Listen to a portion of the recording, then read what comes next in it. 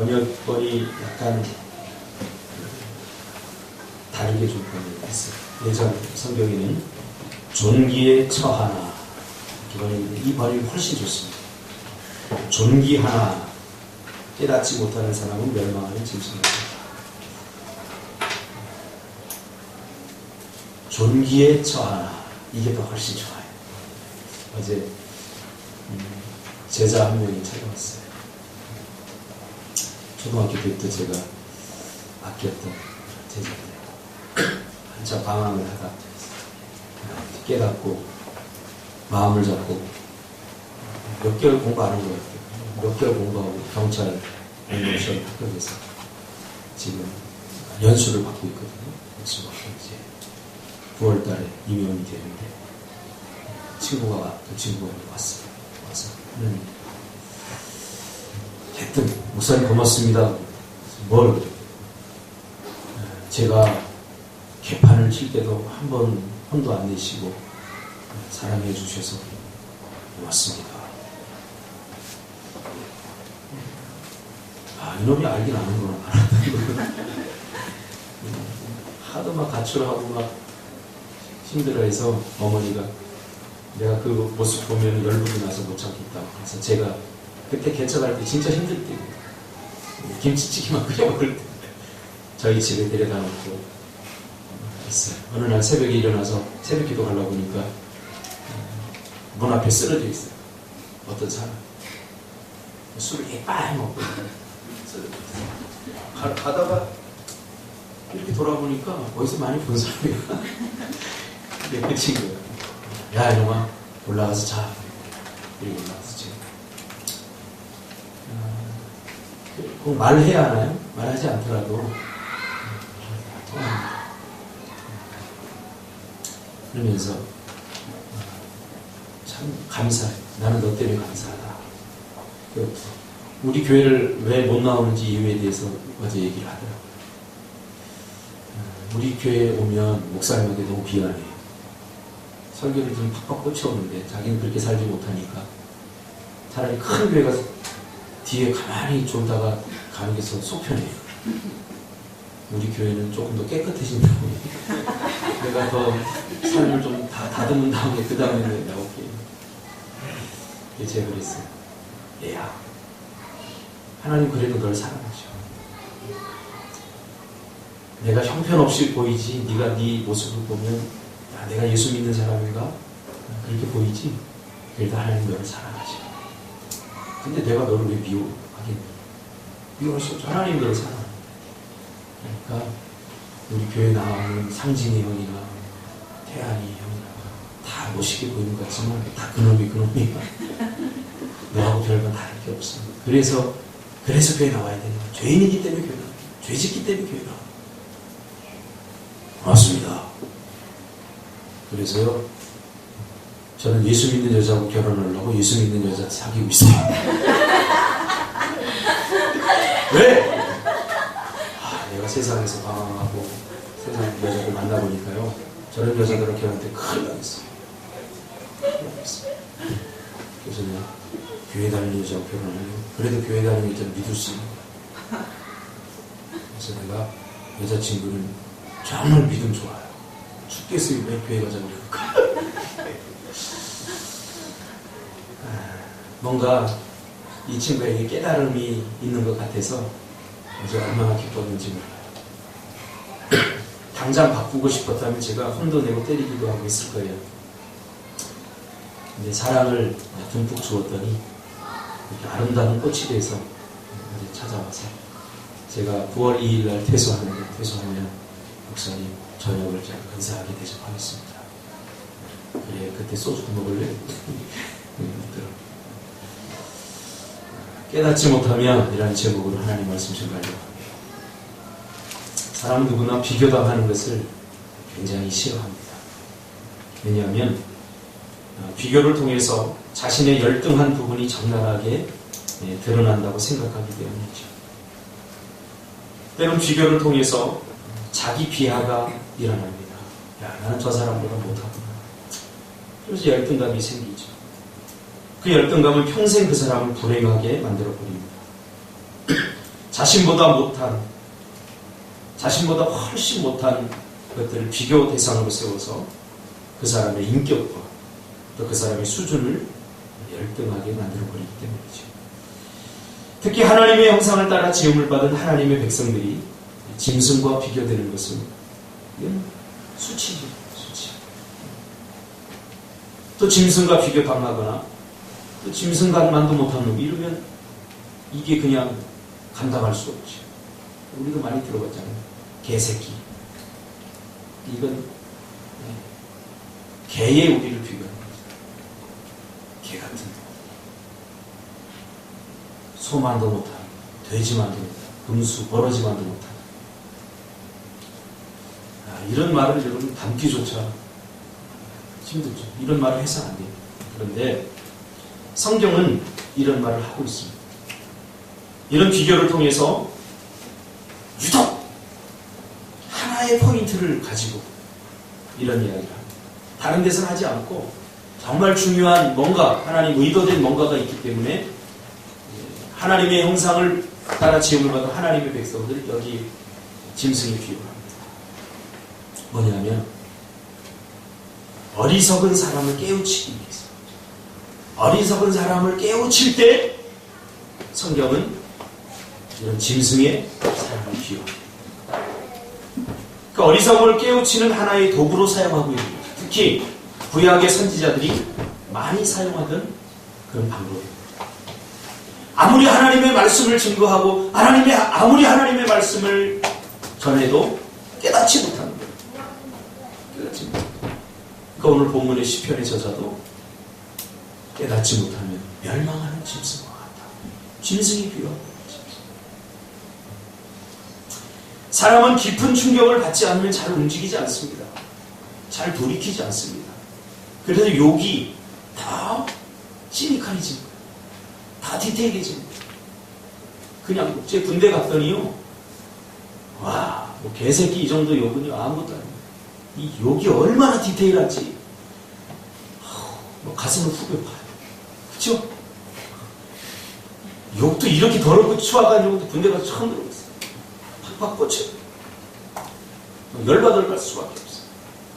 왜 그래요? 사람은 깊은 충격을 받지 않으면 잘 움직이지 않기 때문에, 영혼에 강력한 충격이 없으면 사람은 동기부여를 잘 받지 못합니다. 특히 죄가 그 사람 마음에 깊이 뿌리내린 사람들은 웬만한 충격을 가지고는 절대로 움직이지 않는 거예요.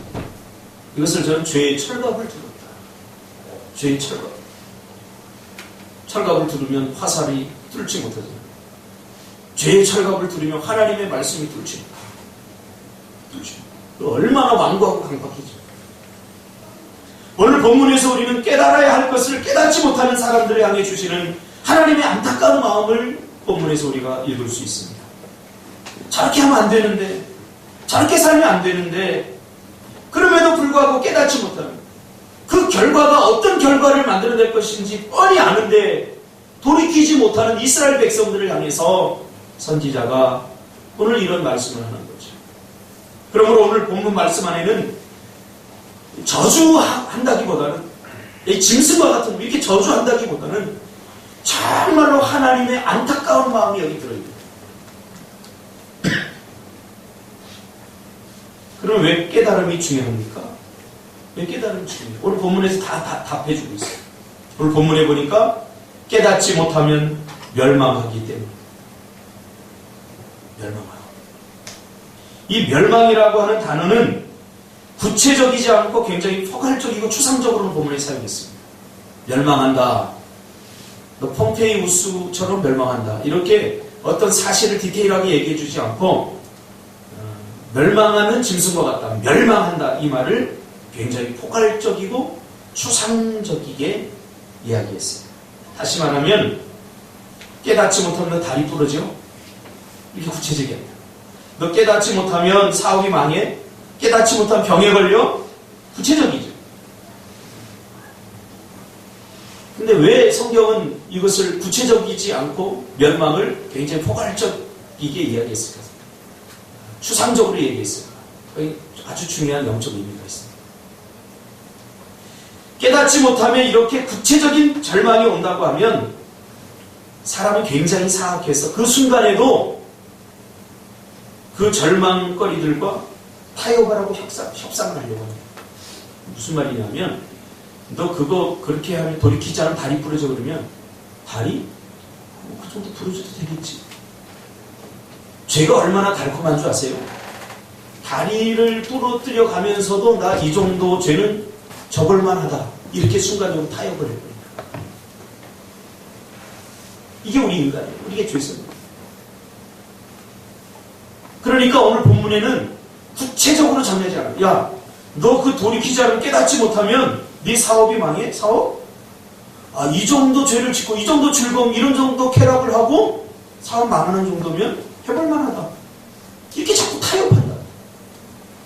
뭐가 그렇게 만드냐? 우리 안에 죄성이 그렇게 만드냐. 그래서 아예 타협하거나 협상하지 못하도록 멸망, 즉 이 말은 상상할 수 없는 고통스러운 결과가 올 것이라고 말합니다. 네가 구체적으로 다리가 부러지거나 사업이 망하거나 이러면 우리가 타협을 하는데 아니야. 내가 상상할 수 없는, 네가 감히 예상도 할 수 없는 그런 고통스러운 결과가 너에게 올 것이다 라고 지금 본문은 우리에게 이야기해 주고, 그러므로 깨달아야 된다는 거예요. 깨달아야 돼. 어제도 우리 태욱이가 왔어요. 지금 24살이에요. 경찰 공무원 뭐 준비한 지 얼마 안 돼서 붙었어요. 가보니까 자기가 제일 나이가 어려요. 보통 28, 9. 요즘 경찰 공무원도 고시 아닙니까? 수십 대. 그래서 야, 어떻게 해서 너 그 경찰 공무원 하려고 그랬냐? 어느 순간에 깨달아지. 이렇게 살았어요. 이 친구가 굉장히 똑똑했어요. 굉장히 똑똑했어요. 그래서 경찰대학 가려고 준비를 했는데 그 정도 실력도 됐어요. 제가 실력도 됐는데 고등학교 때 조금 잠시 방황을 하면서 가출을 해버렸어요. 가출을 했는데 그 기간이 시험 기간이었어요. 시험 기간이었는데 자기가 경찰대 가려면 그 시험을 봐야 되는데 그 시험을 못 봐버린 거예요. 그 시험 성적이 안 나와. 나중에 마음 잡고 공부를 해서 경찰대 가려고 보니까 경찰대 그 과목, 들어가는 과목 중에 그게 있는데 이게 안 돼버려요. 얼마나 또 그것 때문에 또 방황을 했어요. 그러니까 우리 인생은요, 교만해서는 안 돼요. 내가 마음만 먹으면 언제든지 할 수 있다. 절대 그렇지 않습니다. 인생은 타이밍이고 기회입니다. 깨달음도 기회입니다. 우리가 잘 아는 조지 버나드 쇼라고 하는 극작가, 95세에 그가 죽으면서 자기 부도 비석이 그렇게 적어놨어요. 우물쭈물하다가 내 그럴 줄 알았다. 우물쭈물, 내일, 다음에 하다가 10년이 되고 20년이 되고 30년. 제가 깜짝 놀랐어요. 제가 책을 이렇게 정리하는데 이거 다음에 정리해야지 하고서 한쪽에 밀어놓던 책들이 있는데 제가 어제 정리했어요. 어제. 마치 어제처럼 기억이 생생해요. 아, 요거 분류 다음에 해야지 하고서 그걸 할 때 한쪽으로 밀어놨던 책. 이거 중요한 책들입니다. 근데 내일 해야지 해놨다가 어제 딱 보니까 거기 있는 거예요. 아, 이게 순식간에 1년이 지나. 빅터 리거의 레미제라블에 보면 장발자는 이런 이야기를 합니다. 죽는 것은 아무것도 아니다. 한 번도 진정으로 산 적이 없었다는 것이 가장 두려운 일이다. 누구나 다 죽게 돼요. 그러나 한 번도 내가 정말 제대로 살아본 적이 없어. 뭔가 하나도 제대로 해본 적이 없어. 이게 비극이야. 우리 인간의 심연을 굉장히 깊이 통찰한 거죠. 여러분 제대로 해본 게 뭐가 있어요? 그럼 요새 전 영어 공부 제대로 지금 하려고 애쓰고 있어요. 얼마나 재밌는지 몰라요. 집사람한테 묻고 있어요. 매일 영어 단어들이 막. 저번 주에 축구하러 갔는데 이미정 집사님하고 정수하고 영어로 막 대화하더라고요. 저는 눈은 축구에 가 있었지만 그 대화를 계속 들었어요. 정수 좀 하네?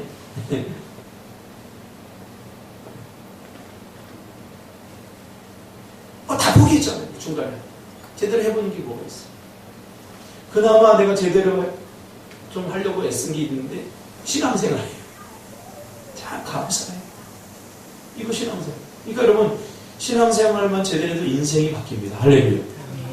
그래도 내가 신앙생활을 그래도 제대로 하려고 내가 정말 애쓸 거예요. 하나님 양심의 손을 얹고 너 지금까지 제대로 한 게 뭐 있냐 이렇게 물어보면 그래도 신앙생활 제대로 하려고 애썼던 게 그래도 제일 커요.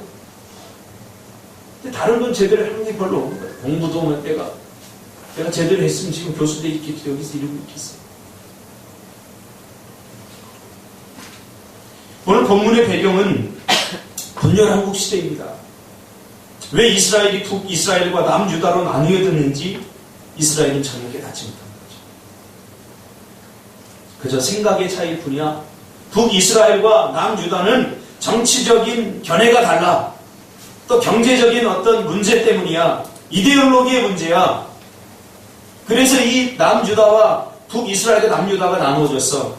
그렇게 겉으로는 그렇게 우리가 생각할 수 있습니다. 그러나 이 남유다와 북이스라엘이 나누어진 분명한 이유가 있습니다. 그게 뭔지 아세요? 초심을 잃어버린 거예요. 신앙의 초심. 하나님의 백성들은 자신에게 혹은 주변에서 일어나는 일들에 대해서 영적인 통찰력을 가지고 분석할 수 있어야 됩니다. 우리 주변에서 혹은 나에게서 일어나는 일들을 그냥 환경적인 문제, 생각의 문제, 견해의 차이 이건 누구나 다 할 수 있는 거예요. 세상 사람들도. 우리에게는 또 다른 하나의 해법이 있는데 그게 뭐냐면 영적인 통찰력이에요. 왜 하필 나에게 이런 일이 일어나고 있는가? 이런 일이 일어나는가? 그것을 영적으로 해석하고 영적으로 분석하는 영적 통찰력이 있어야 됩니다. 왜냐하면 문제 해답의 출발점이 다를 수 있기 때문에 그래요. 예를 들면 사업이 망한 사람이 이 돈의 문제 때문이다. 그러면 이 사람은 해결을 돈으로 해결하려고 합니다. 우리의 믿음의 선진들이 참 잘했던 게 있어요. 이런 깨달음이 굉장히 빨랐어요. 저희 어머니도 뭐 하다 보면 이번 달에는 왜 쪼들리나 했더니 11조를 안 해서 그래. 이런 이야기를 지금 많이 들었어요. 아니 11조 아는 것하고 물질로 쪼달림 받는 거 무슨 상관이 있어. 오히려 11조 하면 더 부족하잖아요. 구역 예배를 드리다 보면 어떤 분이 울어요. 왜 우냐고. 이제야 깨달았다. 우리 애가 동사고가 났는데 그냥 얘가 조심 안 해서 그런 줄 알았더니 내가 뭔가 잘못해서 그랬다. 이런 깨달음들이 있어요. 돌이킴이 있고 회개가 있습니다. 그러니까 영적으로 무감각이 있으니까 오늘날 그리스도인들은 이게 안 그래요. 영적 통찰을 안 해요. 전부 다 환경적인 문제, 생각의 문제 이런 것들로 다 취급해요. 그러니까 북이스라엘과 남유다를 갈라놓은 이유도 마찬가지죠. 이들은 신앙의 초심을 잃어버렸습니다. 그것을 보여주는 대표적인 사람이 바로 솔로몬입니다. 솔로몬의 시작이 얼마나 좋았습니까? 솔로몬은 어릴 때 왕이 되었어요. 그래서 아버지가 그랬어요. 야, 너는 어리기 때문에 넌 통치를 네가 가지고 있는 어떤 힘으로는 절대 할 수 없어. 그러니까 하나님만을 의지해야 된다. 솔로몬은 그렇게 믿었어요. 또 그렇게 살았어요. 어릴 적에 왕이 되었기 때문에 자기가 나라를 통치할 수 있는 경험도 없었고 또 주변에 어떤 도울 수 있는 백그라운드도 없었고 하나님밖에 없었어요. 그래서 솔로몬은 철저히 하나님만을 의지했어요. 그래서 솔로몬의 판결, 또 솔로몬의 정치가 꽃을 피웁니다. 근데 시간이 흐르면서 점점 솔로몬에게 과거에 어떤 것들이 생기죠. 실력이 생기고 정치적 경험이 생기고 연륜이 생기고 또 주변에 솔로몬이 어떤 공동체를 가져야 되는 거예요. 어떤 정치적 세력들을 붙잡아야 되는 거예요. 이런 노하우들이 생기고 그렇게 되면서 정치적 수완이 생겼습니다. 그러면서 솔로몬의 마음이 슬슬 변합니다. 어떻게 해요? 이거 해볼 만한데. 이제 특별히 하나님이 나를 뭐 터치하지 않더라도 내가 가지고 있는 정치적 경험과 내가 가지고 있는 정치적 실력으로도 이 나라를 충분히 다스릴 수 있겠다라고 생각을 하게 되는 거죠. 자, 이때부터 솔로몬의 마음은 하나님을 향하지 않고 다른 것을 향하게 됩니다. 그러면 정치적으로 기반을 가지기 위해서, 정치적인 꽃을 피우기 위해서 어떻게 되는가? 가만히 생각해 보니까 주변 국가들과 좋아해요. 주변 국가들과 좋아야 되면 어떻게 돼요? 전쟁을 하지 말아야 돼요. 전쟁을 안 하려면 어떻게 돼요? 가족끼리 싸우면 안 되니까 주변에 있는 나라의 왕의 딸들, 왕의 동생들, 여자들을 결혼을 해버려요. 정략 결혼을 하는 거죠. 저 나라에서 우리나라 치려고, 야, 너네 딸이 내 지금 와이프야. 정략 결혼을 해버려요. 자, 이 정략 결혼을 하면서 그럴 수도 있겠다 생각됩니다. 근데 중요한 게 뭐냐면, 정략결을 하면서 솔로몬이 실수한 최대의 실수는 뭐냐면 이방 여자들과 결혼하면서 이방의 문화가 들어오면서 이방 신들이 그대로 들어왔다. 그 여자가 섬기던 이방 신, 그것이 거룩한 땅 예루살렘, 거룩한 땅에 들어오면서 솔로몬도 변질되기 전. 지금 우리나라도 여기 근동아시아 사람들과 결혼하면서 지금 그렇죠? 모하메드교가 들어오지 않습니까? 걔네들 과격합니다. 이제 우리나라도 곧 있으면 지하철에서 폭탄이 터질 날이, 자살 폭탄하고 이럴 날이 멀지 않았어요. 왜 우리가 성소수자법 이런 거 결사적으로 반대해야 되는지 몰라요. 제가 예전에 얘기했잖아요. 지금 성소외자들이, 우리들도 지금 이것도 하나의 성적 취향이다 이렇게 나오고 있어요. 성소외자는 뭐냐면 남자들이 어린 여자한테 성적인 뭔가를 느끼는 거예요. 5살, 6살, 7살 이런 어린 애들한테 성적인 이런 거를 어른들한테 못 느끼고, 그래서 어린 아이들을 강간하는 거예요. 이게 성소외자예요. 그러니까 얘네들이 지금 성소수법이 통과되고 나서 지금 주장하는 거예요. 우리도 성적 취향이다 이게. 그러니까 우리도 인정해달라. 제가 그랬잖아요. 이게 무서운 거라고. 겉으로는 멀쩡하게, 겉으로는 뭔가 딱 이렇게 뭐 인권 이렇게 하면서 나오지만 그 안에는 사다리즘이 도사리고 있어요. 한 공동체를 깨버리고 건강한 사회를 깨버리려고 하는 이런 무서운 사단의 심리가 도사리고 있어요. 여러분 정신 차려야 돼요. 거기에 좋다고 뭐 불금이니 이러면서 같이 어울려서는 안 돼요. 금요일날 뭐 해야 돼요? 기도해야 돼요. 기도해야 돼요. 이거 누가 지킵니까? 이거 다 고스란히 누구가 피해를 보냐면 제일 먼저 피해보는 사람이 그리스도인들입니다. 지금도 지금 왕따 당하고 있지 않습니까? 여러분들이 우리 기독교가 잘못해서 지금 뭐 교회 목사들 뭐 이렇게 다 아니 잘해야죠 우리가. 그러나 빙상의 일각입니다. 세상 사람들이 죄 짓는 데 비하면 그리스도인이 짓는 죄는 빙상의 일각 너무나 작아요. 그런데도 여론이 지금 뭐 큰 교회들 자꾸 떠들어대는 거예요. 지금 크게 잘못하고 있는 거죠. 한번 다 까놓고 볼까요? 불교가 얼마나 부패인지 아세요? 교회는 그래도 이 재정이 투명하잖아요. 불교는 절대 투명하지 않아요. 아무도 몰라요. 아무도 몰라요. 얼마나 재산을 가지고 있는지. 근데 큰 교회들 지금 다 가잖아요. 왜? 만만하니까. 야, 너 이제 보여줘. 다 보여줄 수밖에 없어요. 교회.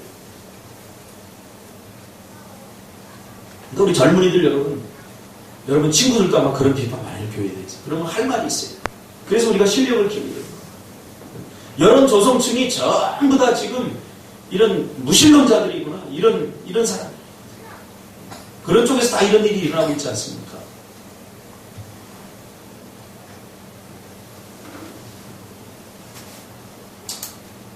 그래서 자신이 가지고 있는 힘으로 자신의 권력을 지켜내고 자신의 정치를 하고 싶었던 것입니다. 서로.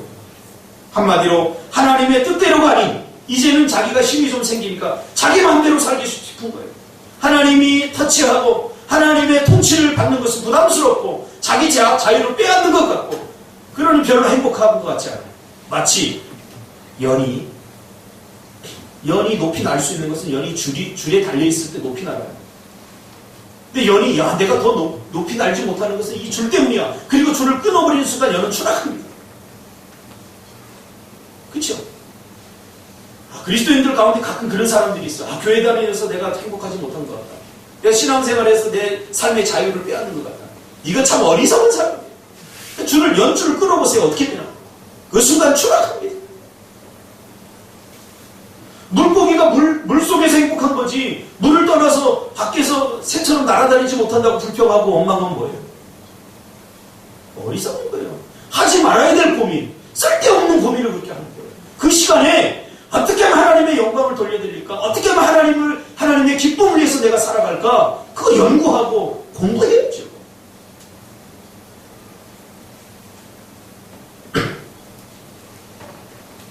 그러면서 심각한 우상이 들어오게 됩니다.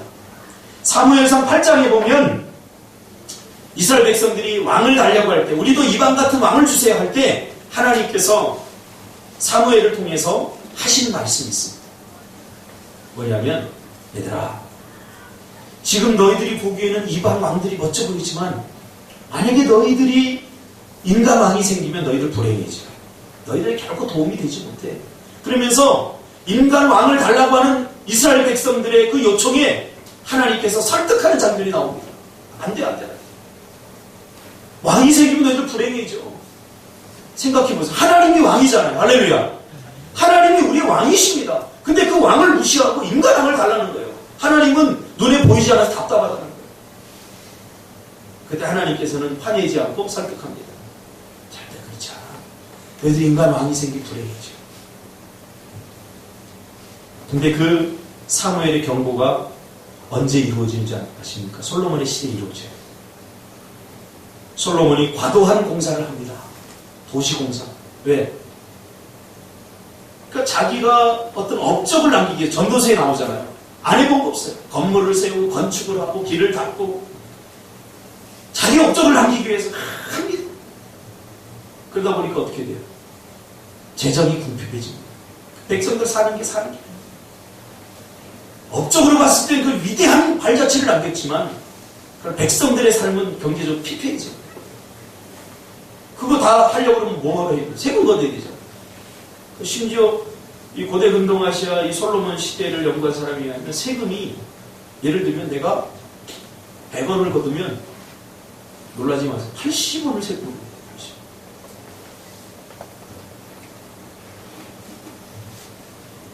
이건 뭐 잘 버는 사람들에 해당하는 거지. 딱 정해놓고 다 빚으로 다니는 거, 세금.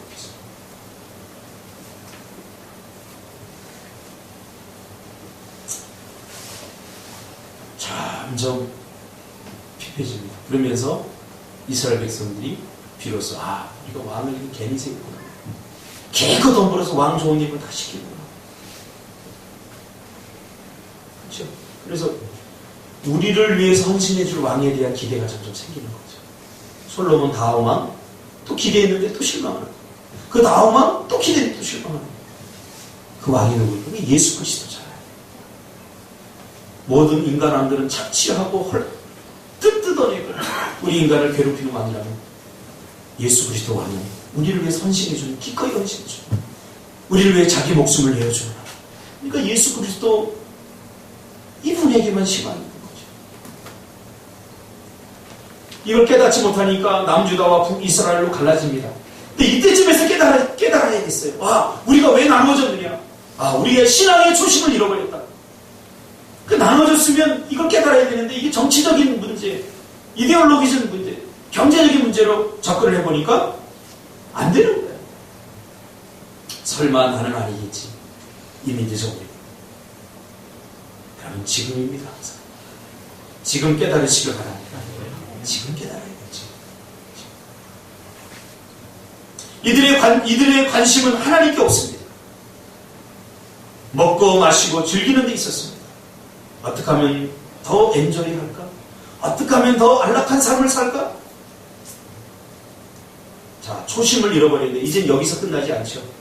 이제는 본격적으로 초심을 잃어버리니까 우상숭배를 합니다. 자기들에게 좋다는 신이 있으면 무조건 다 섬겼거든요. 죄는요, 확장의 근성을 가지고 있습니다. 그래서 북이스라엘에게는 바알이 득세합니다. 그리고 남유다에는 아세라가 득세합니다. 그래서 구약 선지서에 보면 바알과 아세라 신이 계속 거듭해서 나오죠. 이건 뭐냐면 바알은 북이스라엘을 점령했던 우상이고 아세라는 남유다를 점령했던 우상입니다. 근데 우상의 실체를 여러분 알아야 됩니다. 왜 하나님이 그따라 우상에 대해 우상을 섬기지 말려고 합니까? 우상 그러니까 여러분 불교에서 만들어 놓은 어떤 이런 형상 이런 거 생각하죠? 우상은 인간의 자기 숭배입니다. 자기 뜻대로 자기 마음대로 하려고 하는 하나님의 터치를 더 이상 받고 싶지 않습니다. 내 마음대로 내 뜻대로 하고 싶습니다. 그 마음이 우상으로 나타나는 거예요. 결국은 우상의 실체는 인간의 자기 숭배입니다. 고대 근동아시아에 또 가나안이즘을 연구하면서 여러분 우리가 제가 거듭 이야기하지 않았습니까? 가나안의 신들 이게 무슨 신이 있습니까? 여기 절합니다. 자기가 만들어 놓고 자기 마음대로 이렇게 좀 이루어졌으면 좋겠다. 그 마음을 담아서 이 신을 만들어. 그러니까 인간이 조작하는 신이죠. 인간이 만들어 놓은 신이죠. 그러니까 결국은 뭐예요? 우상의 실체는 자기입니다. 죄로 가득 찬 인간의 자기 뜻대로 자기 마음대로 하고 싶고.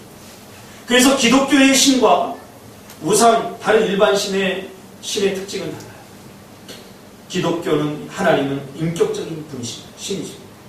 우리 만나고 교제하고 신앙생활 한다 했을 때 만나고 교제하고 함께하는 신입니다. 우상은 만남과 교제가 없어요. 내가 평소에는 내 삶 터치하지 마. 그냥 내버려. 내가 살도. 그리고 내가 1년에 한두 번씩 너한테 전할게. 그리고 돈 갖다 바치게. 그거 먹고 떨어져. 이렇게. 그 신앙생활을 좀 편하게 하려면 우상을 섬기면 편해요. 그리고 자기 만족이 있잖아요. 1년에 한 번 한 1,000만 원 절에다 갖다 주면 내가 시주를 했다. 나 이제 좀 괜찮아. 자기 생각뿐이죠. 정말 살아있습니까? 부처가. 얼마 전에 어떤 우리나라 유명한 스가 그런 얘기를 합니다. 인생에 답이 없다. 인생에 답이 어디 있냐? 인생에 답이 없어. 선택만 있을 뿐이다. 그런 얘기를 제가 맞다. 너희들 참 잘 깨달았다. 자기들이 그래요. 인생에 답이 없다는 거예요. 한마디로 길이 없다는 거예요. 누가 어떻게 살다 길이 있다는 건 답이 있다는 거잖아요. 근데 인생에는 그 선택만 있을 뿐이지. 자기들 스스로 신은 그분만 신한 게 아니라 다른 분들도 신. 우리가 잘 아는 우리 한국 불교의 고승 전번에 돌아가신 법정스님 돌아가신 저도 그분을 참 존경하는 인간적으로 그분의 책 쓴 거 제가 다 봤어요. 근데 한 가지를 깊이 생각하니까 깨달음은 깊은데 그 깨달음이 굉장히 수준 낮은 깨달음. 산은 산이고 물은 물이고 누가 몰라요. 거기 뭔가 있는 사람들 다 보지만 답이 아니에요. 오직 성경만 우리에게 진정한 답을 주고 있습니다. 우리가 어디서 와서 무엇을 하며 어디로 가는지. 결국 피조물인 인간을 신의 자리에 올려놓은 것이죠. 누구의 말도 누구의 터치도 받지 않으려고 하는 자기가 인생의 주인이고 자기가 왕인 거지. 그럼 우상은 뭐예요? 내가 왕이다. 하나님 까불지 말아라. 내 삶 터치하지 마라. 이렇게. 인간이 신이 되려고 할 때 만드는 것이 우상입니다. 인간이 신이 되려고 하는 것은 불행입니다. 우리 인간이 언제부터 불행해진지 알죠? 야! 사단이 와서 하와를 꼬시죠. 너 그거 따먹으면 하나님처럼 돼. 신처럼 돼. 그러니까 신처럼 되려고 따먹은 것이 선악합니다. 인간은 피조물입니다. 신이 될 수 없습니다. 그래서 적절하게 통제도 받고 하고 싶은 거 다 할 수 없어요. 우리가. 하고 싶은 거. 단순 믿음 안에서 우리가 하고 싶은 욕망 해봐도 의미가 없어요. 그게 더 쾌락적인 걸 찾다 보니까 어떻게 돼요? 더 기뻐지는 거, 마약 같은 걸 찾는 거예요. 이 쾌락, 즐거움이 처음부터 이 마약을 찾게 된다는 거예요. 오늘도 내가 잠깐 보니까 휘트니 휴스턴 마약 때문에 죽었잖아요. 마약 받아보면서 심장 속. 그 딸도 오늘 그렇게 목탁에 들어오고. 이 허전함으로 하나님만이 채울 수 있는 공간인데 이 하나님이 채우지 않으니까 얼마나 부자입니까? 그는 상상을 초월해요. 개인 헬기도 있고, 개인 비행기, 전용 비행기, 수영장, 안 해본 거 없어요. 제가 전도서 강의할 때 얘기했잖아요. 솔로몬. 근데 여전히 가슴이 텅 비는데 어떡할까? 깨달아야죠, 빨리. 이 가슴을 채울 수 있는, 세상에서 줄 수 없는 기쁨, 그걸 하나님이 줄 수 있다. 그리스도 안에서. 아직도 이거 누리지 못한 사람들은 과정이 있는 거예요. 결국 수많은 선지자들의 경고와 외침에도 불구하고 깨닫지 못하고 722년에 아수르에 의해서 북이스라엘이 먼저 멸망하게 되죠. 720. 자, 북이스라엘이 멸망하는 것을 보면서 남유다는 어떻게 돼요? 깨달았어야 돼요. 야, 우리는 멸망하지 않았으니까 괜찮구나. 그러면 안 되는 거예요.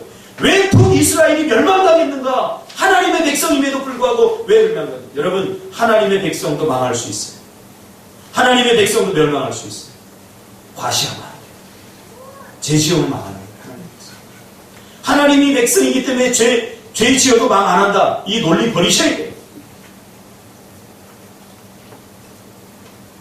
죄 지으면 망하는 거예요. 하나님의 백성이고 뭐가 없어요. 죄는 인간을 불행하게 만듭니다. 그런데 깨닫지 못해요. 깨닫지 못하니까 남유다도 586년에 120년 후에 바벨론에 의해서 멸망당합니다. 그래서 이 땅 위에서 이스라엘이 하나님의 백성들의 나라 사라집니다. 비극. 이 사람들이 어떻게 바벨론에 팔려가고 아수르에 팔려가고 얼마나 고통을 당합니까? 그 시편에 고스란히 다 들어있어요. 얼마나 고통스러웠는지. 여러분, 우리나라가 일본 36년 동안 뺏기면서 우리 조상들이 얼마나 고통당했습니까? 역사를 통해 배우지 않습니까? 지금 일본에서 군함도 그거 가지고 세계문화유산 하려고 그러는데 그걸 왜 세계문화유산 합니까? 말도 안 되는 얘기 뻔뻔 쓰는 사람들이죠. 거기서 얼마나 많은 사람들이 죽어갔는데 그 죽은 사람이 우리의 할아버지 할머니들이에요. 그렇게 자취도 하고 그렇게 고통당했어요. 여러분, 우리가 이거 잊지 못하면, 이거 깨닫지 못하면 일본한테 또 뺏깁니다. 일본이 우리나라에서 가면서 한 얘기 있어요. 우리가 이제 앞으로 세대는 무력으로 빼앗을 수 있는 시대가 이제 지나갔다. 이제 앞으로 우리는 다시 이 동남아, 이 아시아권을 경제적으로 이들이 식민지를 만들고 지금 그런 시대가 지금 왔잖아요. 여러분, 동남아 제가 이렇게 돌아보면서 깨달은 게 있어요. 일본 손아귀 다 있어요. 미얀마도 가보니까 길을 내줘, 길. 캄보디아도 길을 내줬어요. 학교를 지어줘. 그러니까 좋다고 그러죠. 그리고 야, 우리 말 들어. 이제 우리 물건 써야 돼. 우리가 계획하는 거 너희들 해야 돼. 이거 돼요.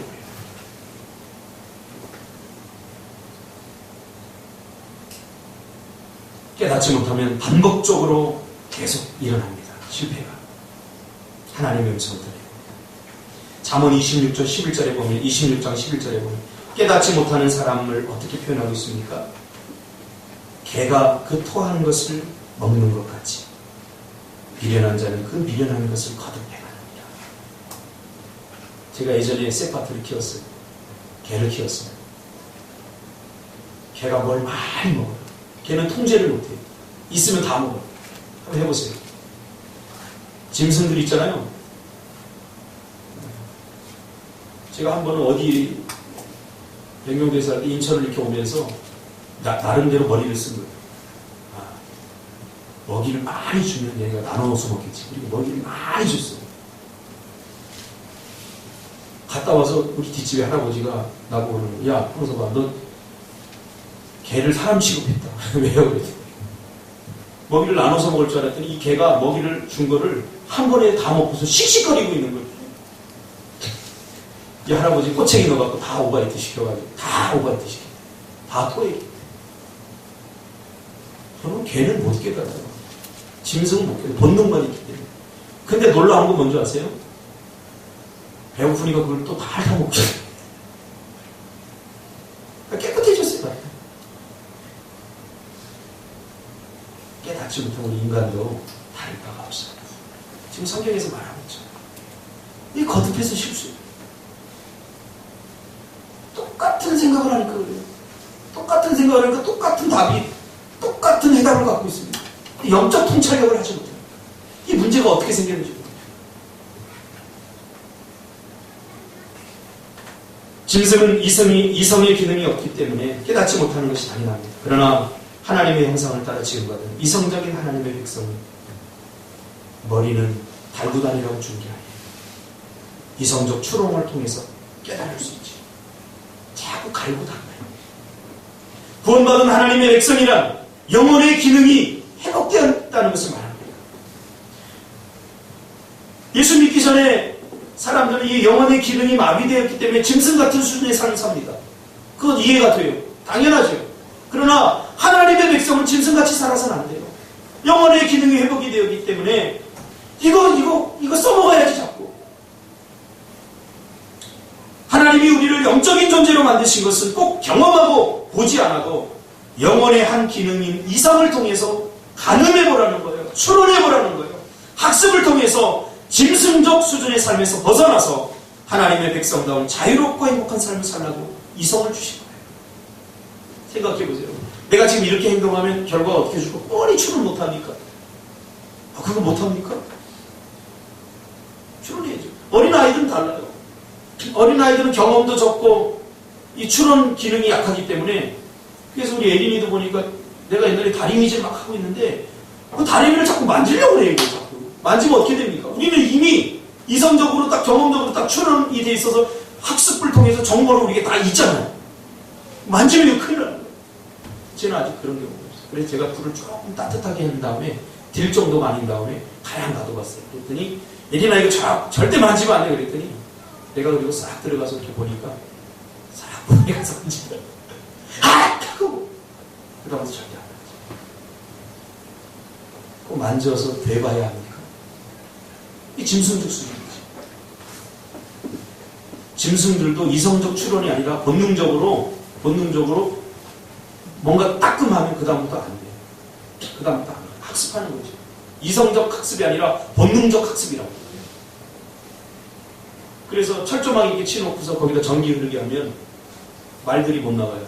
왜?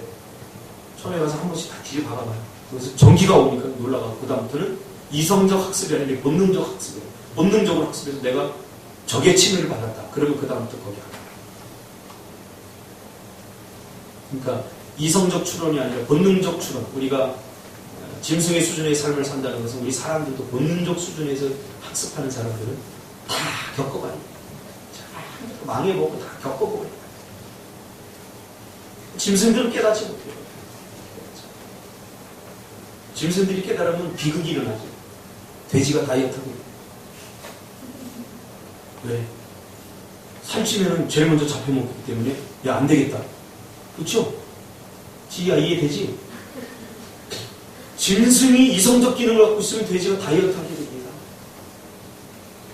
뱀들이요 숨어 있습니다. 아주 은밀하게 숨어 있다. 인간 나타나면 바로 물어버려요. 근데 정글의 법칙 못해요.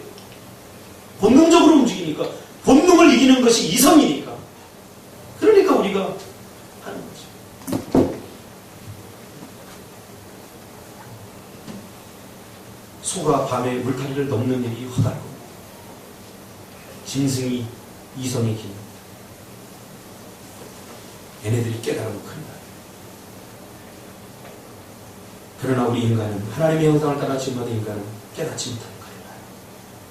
깨닫지 못하는. 이런 우리 인간에게도 짐승의 수준으로 깨닫는 기능이 마비될 수 있는데 이성의 기능을 마비시키는 게 죄입니다. 죄가 지배해버리면 이성의 기능은 마비돼요. 어제도 참 우리나라에 예전 같지 않은 비극적인 일들이 많이 일어나고 있어요. 사랑하는 6살 난 아들을 죽였잖아요. 그 어떻게 가능한 줄 아세요? 이성의 기능이 제대로 되면 절대 그런 일을 할 수 없어요. 이성의 기능이 마비되고 본능만 살아나요. 그러므로 반복적으로 나에게 부정적인 일들이 일어날 때 깨달아야 됩니다. 반복은 기회의 시간입니다. 계속 반복되는 줄 아세요? 어느 순간에 끝나요. 그 기회조차 나에게 주어지지 않아요. 여호수아 7장에 보면 이스라엘 백성들이 여리고 성전투에서 승리한 후에 아이 성전투에서 큰 패배를 경험하게 됩니다. 그때 여호수아가 울며 눈물 뿌리며 통곡하며 기도합니다. 야, 우리가 많이 올라가지 않아서 졌어. 환경적으로 볼 때 그런 결론이 나와야 돼. 3,000명만 갔잖아. 전부 다. 그러니까 우리가 최선을 다하지 않아서 그래. 전력투구를 하지 않아서 그래. 자, 이번에는 10,000명 보내자. 이렇게 했으면 또 졌어요. 왜? 원인이 다른 데 있기 때문에. 그래서 우리는 항상 무슨 일이 있을 때마다 기도해야 돼. 기도해야 정확한 원인을 우리가 하나님으로부터 받을 수 있어요. 그래서 여호수아가 기도하잖아요. 그러니까 하나님께서 내 죄 때문이다. 그래서 그 죄진 사람을 찾아내잖아요. 어떻게 찾아냅니까? 하나님은 바로 찍을 수 있어요. 박준석! 이렇게 찍을 수도 있는데 그렇게 하지 않고 기회를 주셔요. 야, 12지파들 다 나오라고 그래라. 12지파 다 나와야 돼, 그들이. 제비 뽑아봐. 제비 뽑아. 12지파 중에 유다지파가 뽑혔어요. 아, 그러면 이 정도 되면 하나님을 두려워하고 하나님은 다 아시는구나, 내가 한 거. 그리고 아간이 내가 잘못했습니다 하고 나왔으면 이 문제는 깨끗이 해결됐습니다. 아간이 죽는 일도 없었어요. 왜요? 성경 분명히 말하잖아요. 만일 우리가 우리 죄를 자백하면 저는 미쁘시고 이로사 우리 죄를 사하시며 모든 불의에서 우리를 깨끗게 하시고.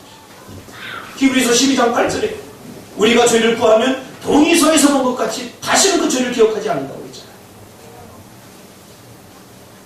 근데 이때도 짱구를 부립니다. 아, 설마. 유다지파 중에도 이제 족속들이 있잖아요. 다양한 족속이 모여서 한 지파가 되니까. 족속들 다 대표들 나와. 해서 딱 뽑아보니까 세라 족속. 세라 족속 중에도 또 이제 가장들이 있잖아요. 아, 이 정도 되면 나와야죠. 내가 잘못했습니다. 설마. 우리 아닙니까, 우리? 기도 안 해도 되겠지. 설마. 예배 빠져도 되겠지. 설마. 삽디의 아들 갈미의 손자 아간이 뽑힙니다. 하나님 여러분 기회를 주셔요. 많이 깨달아요. 악을 골짜기에 위해서 처참한 최후를 받게 되죠. 깨닫지 못한 바람. 그러나 깨닫고 돌이키면 하나님의 놀라운 축복과 은혜가 기다리고 있습니다. 내 삶에 무엇이 잘못되어 가고 있는지, 이렇게 살면 안 되는 것 알면서 여전히 미련을 버리지 못하는 것이 무엇인지, 그럼 왜 깨닫지 못할까? 이거 하나만 하고 마칩니다. 설교 준비한 것도 많습니다. 깨닫지 못하는 사람들에 대해서 주님은 이사야 선지서를 통해서 말합니다. 첫 번째는 죄 때문이고요. 죄가 철갑을 들을 때 우리의 이성의 기능, 양심의 기능을 다 마비시키는 거예요. 이사야 선지자를 통해서 이렇게 말합니다. 이 백성들의 마음이 완악하여져서 그 귀는 듣기에 둔하고 눈은 감았으니 이는 눈으로 보고 귀로 듣고 마음으로 깨달아 돌이켜 내게 고침을 받을까 두려워합니다. 죄가 많은 사람은요, 영적 정상적인 삶을 두려워합니다. 야, 내가 이제 내 자유, 내가 마음대로 하고 싶은 삶이 이제 끝나는구나. 신앙생활하면 여기도 매야 되고 저기도 매야 되고 두려워한다. 사람들의 마음이 완악하기 때문에 깨닫지 못합니다. 마음이 완악하다는 것은 하나님을 거부하고 자신의 욕망을 따라 사는 것을 말합니다.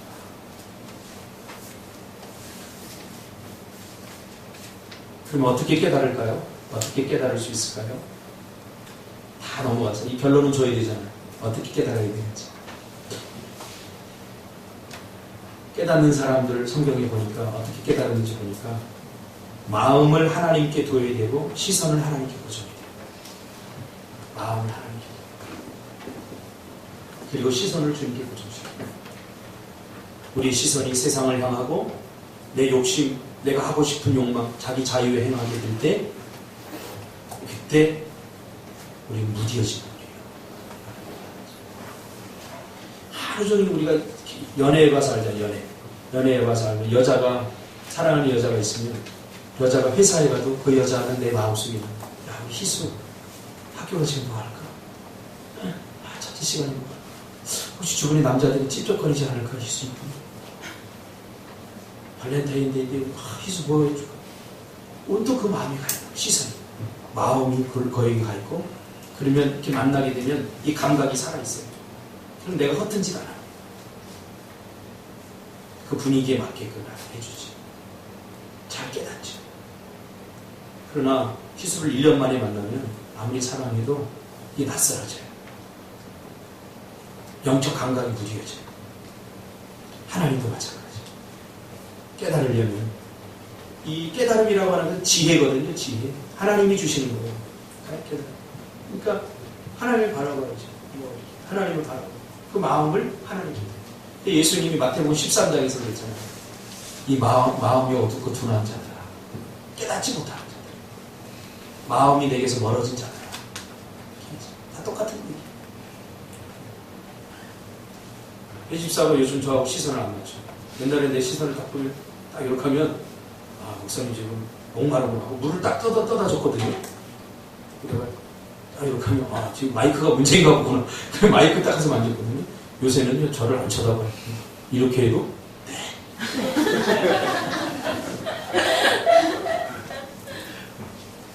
마음을 나한테 둬. 우리 마음을 하나님께 두고 시선을 하나님께 두시길 바랍니다.